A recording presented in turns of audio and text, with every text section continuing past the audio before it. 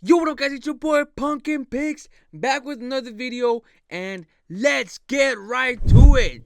Portugal versus Spain. Team 2 had to go to penalties, and your boy CR7 ended up with another international trophy. I know he wasn't there to take the PK, but he showed up. He proved all the haters wrong. There was a narrative, basically. I think this started basically since Portugal have won their last Nations League, and they qualified to the top four without Cristiano Ronaldo. I think that narrative of is Portugal's better without Ronaldo, that narrative has been there for a while, and we saw what happened in the 2022 World Cup. I'm not trying to make this just about Ronaldo, but it is good. I mean, like, I'm a huge Ronaldo fan. I'm happy that he scored.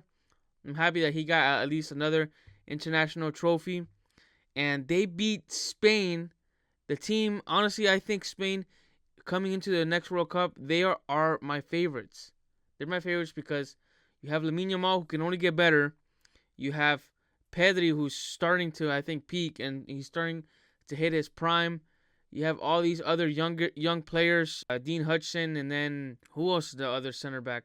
I mean, Asensio's coming up. I know he didn't start, but you just have so many good players in Spain right now that are young, and I feel that are peaking, and the coach is finding ways for them to play good. I know Rodri wasn't here to play, and I think Spain were missing a couple of their players too. Like, I can't Balde too. He wasn't playing, but wow, like, Spain were not able to play as defensive and as successful as they were typically, or they have been used to, that we've seen these past 2 years. And I think it's because Lamine Yamal could not get going. Lamine Yamal, he's putting all this pressure on himself, which is showing a little bit of character. I mean, every single time after or before a big game, you would always see him post some Super Saiyan stories thing, or this dude has main character syndrome, but I think it's called for because he's so good. I think he's a cheat code, and freaking was it Nuno Mendes? I forgot what his name is. Yeah, Nuno Mendes shut him down. Like, Nuno Mendes is freaking good. Like, I have not seen anyone shut down Lamine Yamal ever. And Nuno Mendes, you have. And now the funny thing about this is that there was an argument and there was a narrative that whoever wins the Club World Cup, sorry, not the Club World Cup, whoever wins this Nations League, if it was France or Spain, that will basically guarantee themselves the Ballon d'Oro. Again, I don't agree with that narrative. I think, to me, the most effective player and the best player in the world has been Lamine Yamal. But if you want to take the criteria of last year's Ballon d'Oro win, then arguably the two winners should at this point be between Vitinha and Mendes, because they are the ones. They won the treble with PSG. They won the UCL. Vitinha has been arguably one of the best players in PSG and, like, controlling that midfield. So has Mendes. I think he had a couple assists in the Champions League final. And then on top of that, they win this Nations League final against a freaking super good Spain. Spain were favorites. Mendes is over here becoming the man of the match. And then I guess it all depends on the Club World Cup. If PSG, who are in there and who are heavy favorites, like, I feel like all the attention is going to Real Madrid, but everyone's forgetting that PSG is in that tournament, and PSG really just ran through everyone in the Champions League. So if PSG win the Club World Cup, which I think is very possible, I actually might have them favorites with Real Madrid, then I think and Vitinha and Mendes have like a major impact. It might sway a little more to Vitinha and Mendes, although that might just be also just a stronger case for Dembele to win it. But let's go to this game. I think the whole concept of why Portugal, I think, have been able to outplay these big teams is right when it hits that 70th minute mark. Portugal have the bench. Portugal have the strongest, I think, all-around squad. Maybe it's even with France, like, at least player for player wise.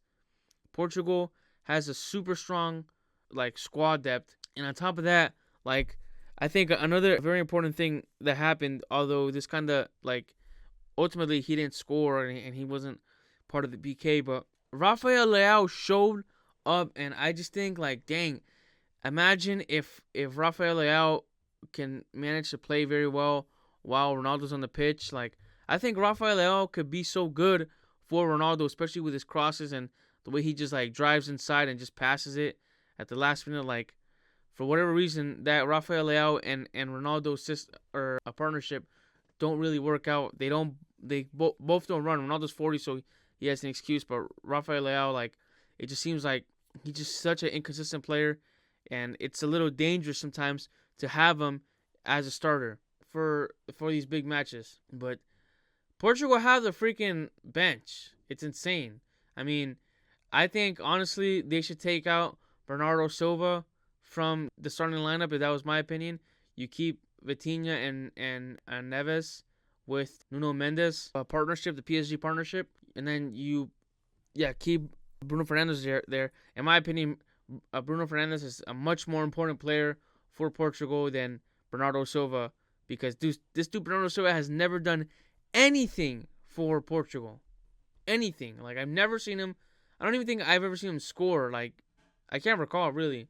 But let's go to Spain because I've been talking a lot about Portugal. I think Spain's downfall was really putting in Morata. Morata is trash. I knew, like, in my opinion, the most dangerous penalty is always the fourth penalty. For whatever reason, that fourth penalty taker is like cursed.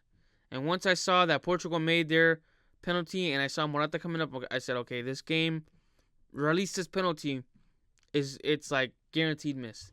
And yeah, and freaking Spain missed, Morata missed. I just don't understand like why you would put in Morata anymore. He's not good. I never rated Morata ever. But how different would this team be if they put in Rodri? I mean, that's really the only player that's missing.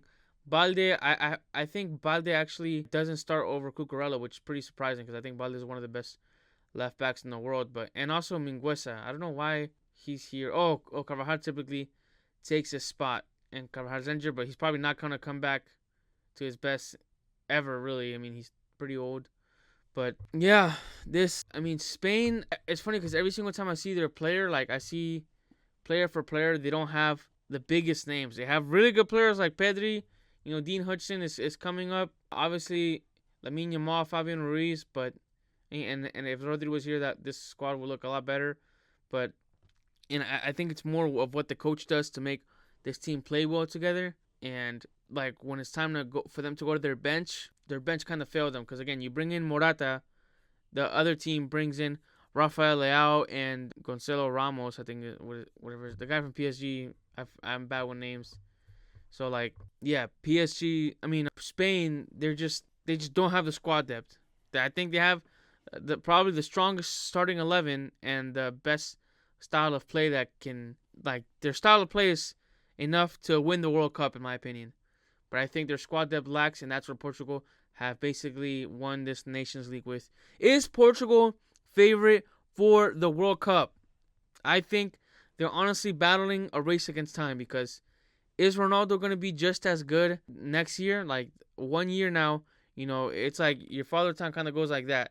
It goes like that. So, you start to slack off a little and then you just dip. I think Ronaldo, hopefully he can still be as good next year. I think that like the most they should keep him on next year is up to the 60th minute mark, but we'll see. He scored the goals. I always think like there's a couple of things that isn't leaving Ronaldo, and it's his ability to be at the right place at the right time. I think his finishing has decreased a little, but the part of knowing where to be in a pitch and like knowing when to expect the ball to come, that is still not completely gone. It is going down though.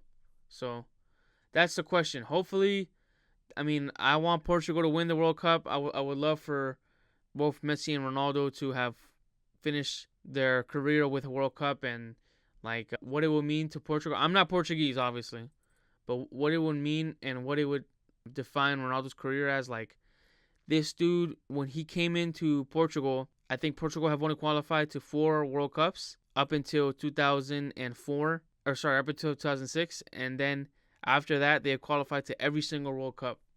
and they've won, and he's able to guide them to 3 of their international trophies. So, I think sometimes with all this Messi glazing, people kind of forget like where the narrative and where and how Ronaldo's career was supposed to go. But again, I'm gonna be rooting for him next year. Do I think they're gonna win? No, I still have Spain as my favorites because you have players in Spain that are only getting better. But as like even though Portugal have a strong squad, they have some players that are right on the cuff of starting to dip. Bruno Fernandes, 30 years old. Bernardo Silva, which in my opinion I think he shouldn't play or he shouldn't be a starter in Portugal. He's also 30. So yeah. And then Ronaldo, 40 years old. Next year, he'll be 41. So we'll see how this goes next year. Anyways, guys, Pumpkin Picks out.